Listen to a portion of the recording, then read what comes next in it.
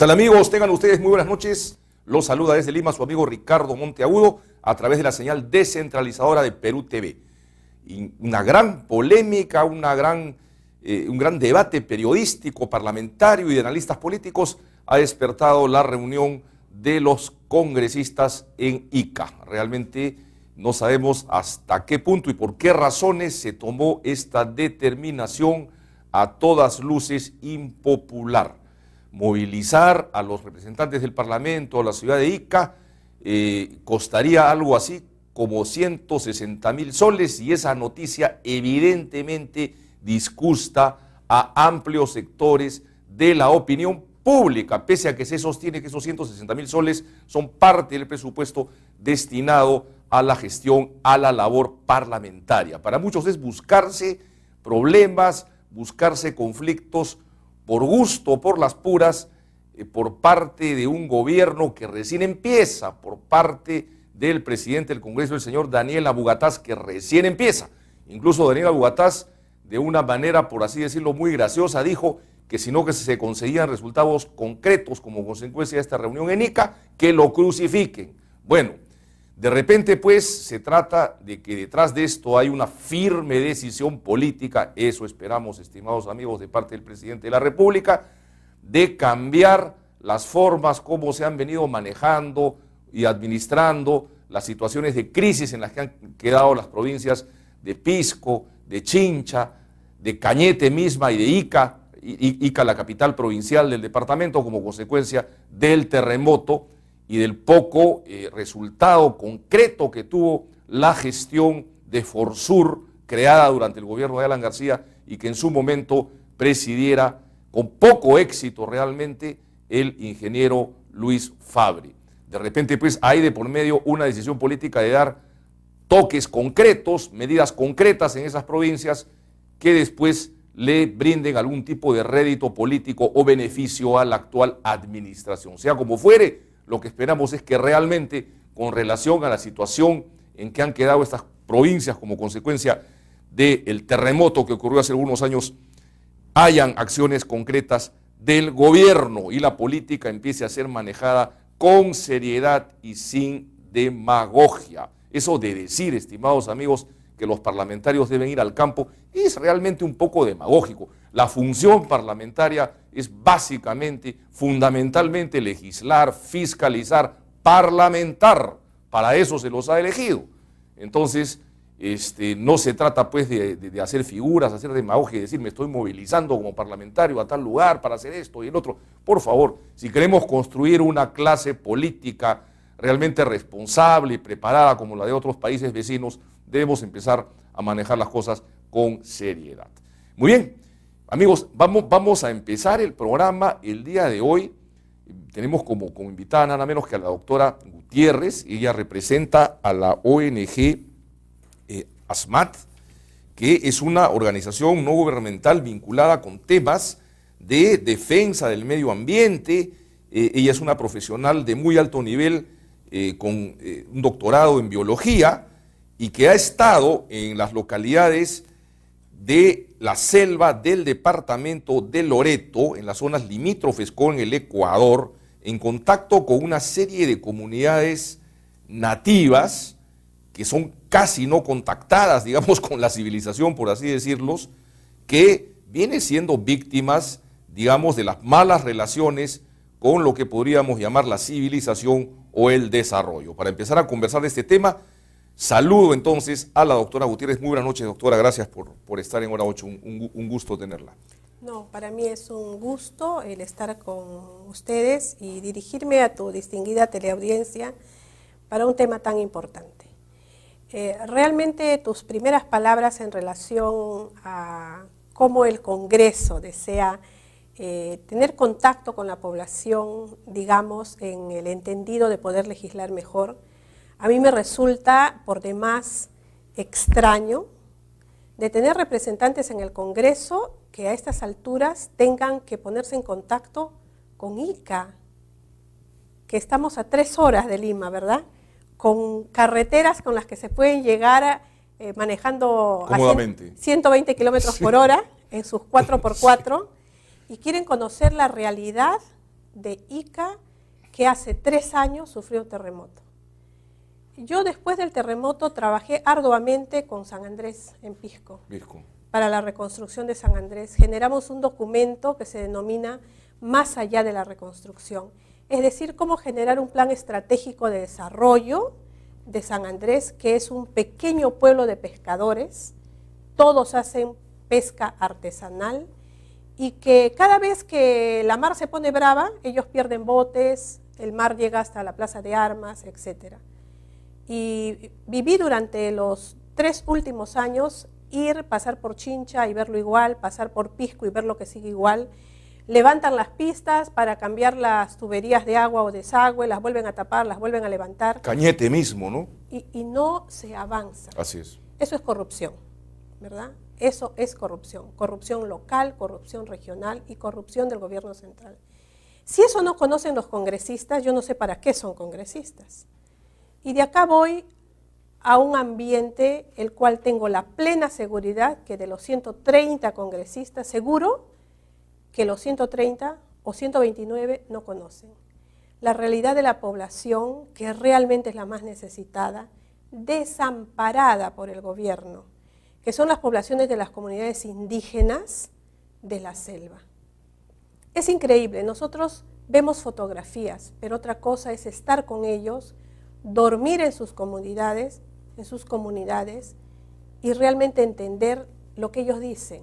Uno se levanta y no sabe si es lunes o si es domingo, pero a ellos no les interesa. Ellos dicen, todos los días anochece y todos los días amanece. Y eso es lo único que importa. Se levantan a las 4:30 de la mañana, suena el manguaré, y es cierto que el manguaré es su reloj, no es mito.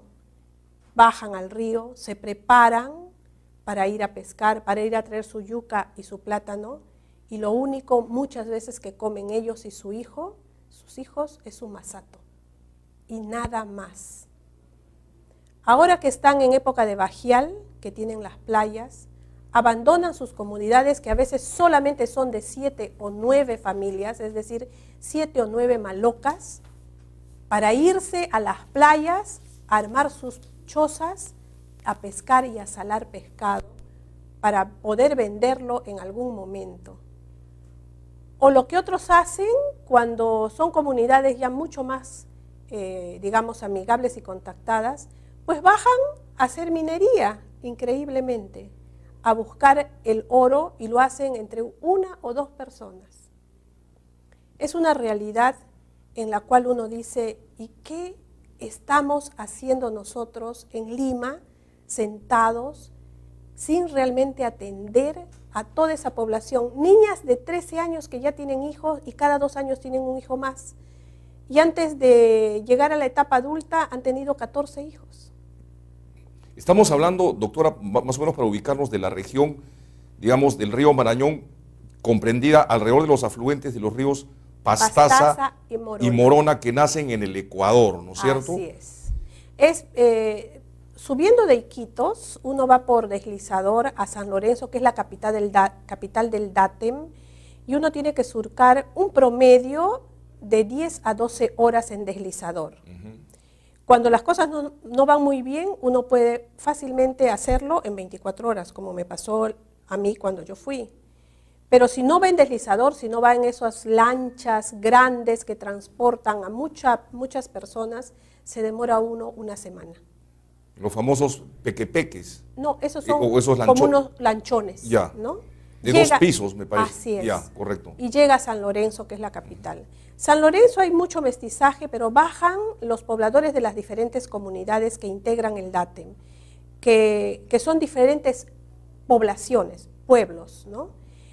Yo particularmente visité a varias comunidades de los Candoshi, de los Ashuar y de los Aguajún. Los Ashuar también hay en el lado ecuatoriano, tengo información. Los Ashuar es un pueblo que compartimos con Ecuador, ¿verdad? Ecuador ha construido, digamos, vías de comunicación, ellos están más interconectados que la población peruana. La población peruana incluso es un poco mayoritaria, pero sin embargo los que están trabajando políticamente son los Ashuar ecuatorianos.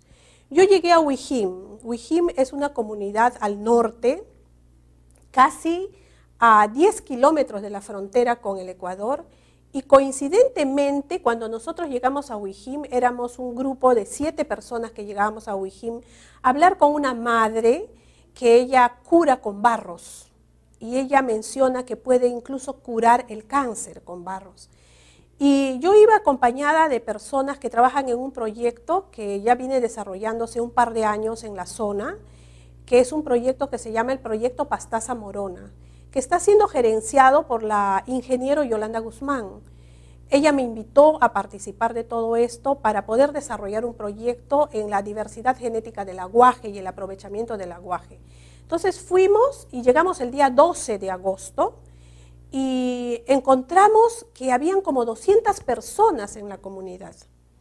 Y los que estaban allí eran todos indígenas y como que se sorprendieron mucho y se incomodaron mucho con nuestra presencia, ya que personas que vienen de Lima o que vienen de San Lorenzo hacia esas zonas no es frecuente, o sea, Perú no está presente allí. Me hacen señas, doctora, por favor, vamos a Sí. unos pequeñísimos cortes comerciales y regresamos. Estamos con la doctora Gutiérrez conversando sobre las comunidades en los sectores colindantes, en el norte de la selva peruana, colindantes a los ríos Morona y Pastaza, en donde no está presente el Estado peruano, al igual que otras localidades, como por ejemplo en Madre de Dios, Huaypetúe, y hemos estado en contacto con los dirigentes de Huaypetúe, en una zona donde se está depredando a la naturaleza, se está haciendo un tremendo daño ambiental, seguramente los tendremos también presentes esta semana. Vamos a unos cortes comerciales y regresamos con la doctora Gutiérrez.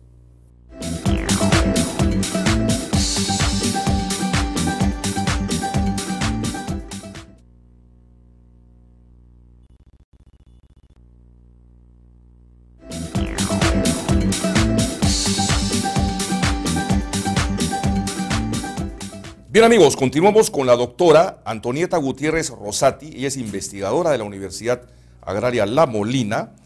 Ella es representante también de la ONG ASMAS, Desarrollo Medioambiental Sustentable. Ella también es muy conocida por ser una crítica de la introducción en nuestro país de los famosos transgénicos. Mantuvo una polémica con varios defensores acérrimos. En alguna oportunidad la tuvimos por acá también, doctora. Este es un tema que lo podemos conversar en otra oportunidad más a profundidad. Ahora estamos hablando de la situación de nuestros hermanos compatriotas, digamos, ubicados a lo largo de las riberas de los ríos Pastaza y Morona, en el nororiente del departamento de Loreto, en donde el Estado no está presente para nada. Hay zonas en donde ni siquiera hay escuelas ni postas médicas, y la alimentación es a base básicamente de los derivados de la yuca, entre ellos el masato y uno que otro pescado, sobre todo ahora que el río está bajo, y algún animal del monte, ¿no? Así es. Le comentaba que, porque es algo que a mí me preocupó mucho, es la visita a Huijim. Le decía que ahí nos encontramos con 200 indígenas reunidos en asamblea. Y en esta asamblea iban a tomar sobre todo determinaciones para algunos de los propios Achuar que ellos mencionaban se habían vendido. ¿Y cuál era el entendido? Que algunos indígenas Achuar y algunos líderes Achuar habían sido contratados por la empresa petrolera. Al ser contratados por la empresa petrolera, ellos mencionaban que habían sido armados por la empresa petrolera como para defenderse de los propios Achuar. Y en esta asamblea lo que querían eran castigarlos, ¿no? Y ellos castigan desnudando a la persona y pegándole con una planta que es urticante, la ortiga. La ortiga, claro. Le pegan con la ortiga y después los dejan así. Y entonces ellos, su asamblea era para eso. Pero el entendido que tenían, y ahí de los 200, 150 eran ecuatorianos, que los Achuar no debían de ninguna manera ayudar a la empresa petrolera, porque la empresa petrolera lo único que iba a hacer era matar al pueblo Achuar. Cuando nosotros llegamos a visitar a esta madre, la propia madre nos dijo, miren, nos han dicho, han venido a decirnos que nos van a matar, que les han dado rifles para que nos maten. Nosotros le explicábamos a la madre, le decíamos, no, eso no es posible, nadie los puede matar. Decía, pero miren, cómo pasan los helicópteros, y estando allí pasan de 3 a 4 veces al día helicópteros que llevan tubería para las petroleras. Y ellos decían, ellos nos están filmando y ellos están viendo el momento para exterminarnos, para matarnos. Realmente en ese momento uno se pone a decir, ¿y qué hace el Estado? ¿Por qué no viene y siempre les trae noticias, los visita? Por ejemplo, ellos tienen a la petrolera allí y sin embargo no reciben ningún beneficio del canon. Es la petrolera del Estado la que opera ahí, ¿no es cierto? Hay una petrolera del Estado y una petrolera holandesa. Está haciendo exploración. Así es. Entonces uno dice, ¿cómo es que no reciben visita? No sé, yo me imaginaba para estos pueblos cuán importante sería, por ejemplo, que el gobierno regional tuviera una lancha motorizada que hiciera como una especie de colectivo a lo largo de los ríos, ¿verdad? Que llegara cada 15 días. Bueno, hace muchísimos años existía, fundado por el primer gobierno del presidente Belaúnde, el servicio cívico fluvial, que consistía en, digamos, navegar por los ríos de la Amazonía y visitar con médicos a la población. Claro, e incluso, Mínimo, ¿no? Llevarlos, digamos, llevar a las mujeres que están gestando o a los niños recién nacidos, ¿no? O interconectar a las diferentes comunidades. Mire, yo primera vez que he sentido en el territorio nacional que uno llega a la comunidad, llega a la orilla del río y uno no puede bajarse porque corre el riesgo de que a uno lo maten, porque está entrando como que a la casa de alguien. Uno tiene que bajarse y preguntar dónde está el apu, o sea, el cacique. ¿Dónde está el cacique? Y si el cacique no está, uno no se baja. Y si el cacique está y autoriza, uno recién puede bajar. Eso está cerca de la zona de Saramiriza, ¿no? En donde se llegó. Mire, San Lorenzo está sobre el río Marañón, ¿verdad? San Lorenzo está muy próximo, a pocos kilómetros de la entrada al Pastaza, al río Pastaza, que va a la parte nororiental. Igualmente, el río Marañón, si uno sigue hacia la parte del este, uno se encuentra con el río Morona. El río Pastaza, cuando llega al río Rimachi, hay un pequeño río que se llama Huituyacu, que vendría a ser una pequeña ramal del Pastaza, que va hacia la parte norte y a estas comunidades que le menciono como la comunidad de Huijín, que queda a 10 kilómetros del Ecuador. Más para el Morona, en la parte norte, uno llega a Saramiriza, ¿verdad? En Saramiriza también hemos estado en Saramiriza, en donde se firmó el convenio de paz con el Ecuador, que es un pueblo bastante grande. Allí confluyen las comunidades, por ejemplo, para recibir la ayuda de Juntos. Entonces bajan las comunidades más aledañas donde se les reparte este dinero y este dinero ha servido para activar el comercio, por ejemplo, de Saramiriza. Entonces ellos aprovechan ahí para comprarse ropa, comprar ropa para sus hijos, comprarse cosas plásticas, porque curiosamente ahora en las comunidades ya no se ven las tinajas de barro, lo que se ven son baldes, bateas de plástico de diferentes colores, ¿no? Porque claro, esas no se rompen como las... Y ellos luego regresan y a los 2 meses siguientes, porque cada 2 meses le reparten, ven el modo y la manera de ir a Saramiriza. Entonces uno ve estos botes grandes, llenos de gente con su motorcito de 8 o de 12, yendo a recogerse. Demoran más de 3 o 4 días navegando para poder tener este dinero, ¿no? Pero lo triste es que ellos hablan su idioma. Muchos no hablan el castellano, solo aquellos que son jóvenes y que han ido a algunos colegios en comunidades. Entonces uno se siente que está en un país en donde no te puedes entender directamente con las personas. Cuando pasa el deslizador se mueren de miedo, se esconden, corren y se van a protegerse, porque ellos lo que tienen en su conciencia es que aquellos que se han acercado a hacerles daño, ¿verdad? El río Huituyacu es una maravilla. O sea, visitar el río Huituyacu, uno ve mariposas, ve pájaros de todo tipo, incluso vimos a chavaca cruzar el río. Es decir, hay una riqueza de flora y fauna muy conservada. Sería una maravilla hacer, por ejemplo, toda la parte turística a esa selva tan rica, ¿no? La parte del Marañón ya se observa menos fauna, ¿no? El Marañón es un río muy, muy extenso y en este momento que está en Bajial, las playas están siendo utilizadas para pesca y también algunos para oro, ¿no? Oro artesanal. O sea, las zonas a las que hace usted referencia son zonas prácticamente vírgenes, un paraíso, digamos, de la biodiversidad, que podrían tranquilamente promoverse el turismo y finalmente designarse como zonas, digamos, reservas naturales, o sea, podrían tener ese estatus, si se quiere, como lo tienen otras zonas de la ceja de selva de nuestro país, pero en donde no hay presencia alguna del Estado, por lo que usted nos está comentando. Con un abandono, con una indolencia por parte del Estado, de brindarle, digamos, una calidad de vida un poco superior. Por decir algo, ¿no? En los pueblos Candoshi, que están, digamos, a 18, 20 metros sobre el nivel del mar, llega a las 6 de la tarde y usted tiene que esconderse en su carpa porque vienen una cantidad de zancudos increíble. Ellos mismos nos comentaban, cuando nosotros nos vamos al río a pescar y tenemos que limpiar el pescado, vienen pero nubes de zancudos, que ellos cómo sufren, ¿no? No es uno, el extraño, el único que sufre.